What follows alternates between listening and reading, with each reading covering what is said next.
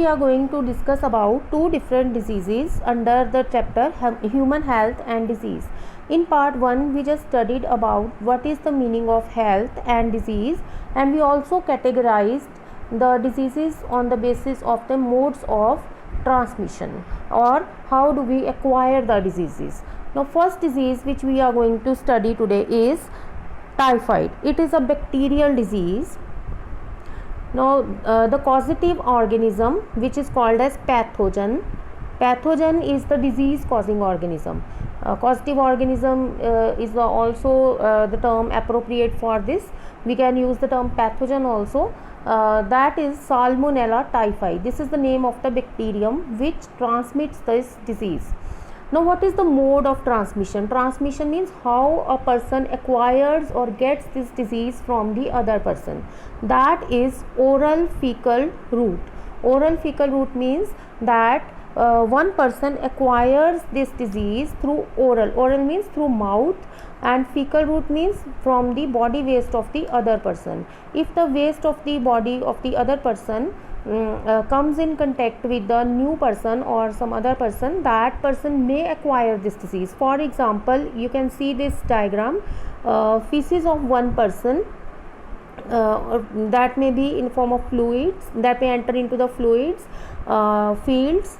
That is why open defecation is avoided, and that can be the pathogen can be transmitted through the feces by the flies also, or without or the fingers also, if one does not wash the hands properly after defecation. In both the cases, the pathogen may indirectly enter into the food or the water, and in case the pathogen enters into the food and the water, or that food and water is consumed by another person, that person may acquire the disease. So this is fecal oral route. Now the incubation period for this disease is 1 to 3 weeks. Now what is incubation period? Incubation period is the time period when the pathogen enters into the body of the host, but the host is normal. Host means the person who is going to get infected, or a new person. When a pathogen enters into the person's body, the disease appears after 1 to 3 weeks. That depends upon the immune system of that person. So this is the incubation period. That is, person is not having the symptom of disease, but pathogen is inside the body.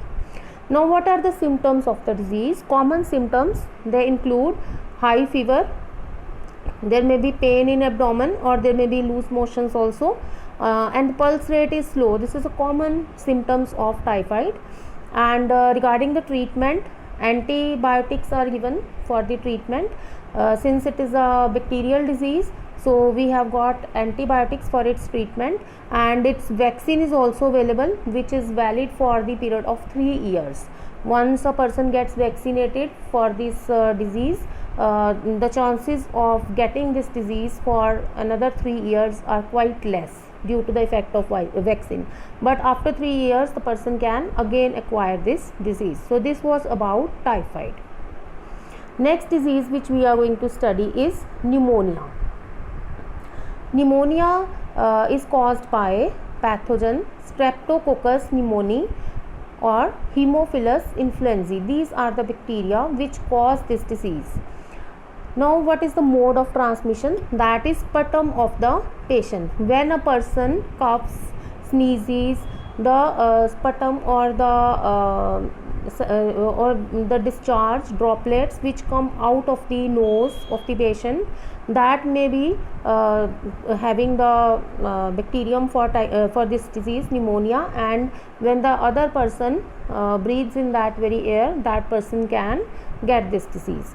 Now its incubation period is 1 to 3 days depending upon the immune system of the person.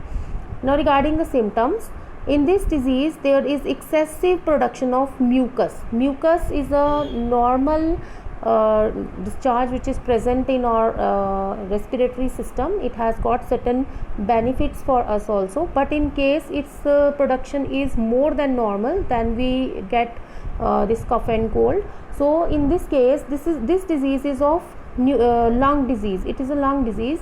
So its mucus, it collects in the lung. Alveoli we have studied already in the respiratory system in class 10+1.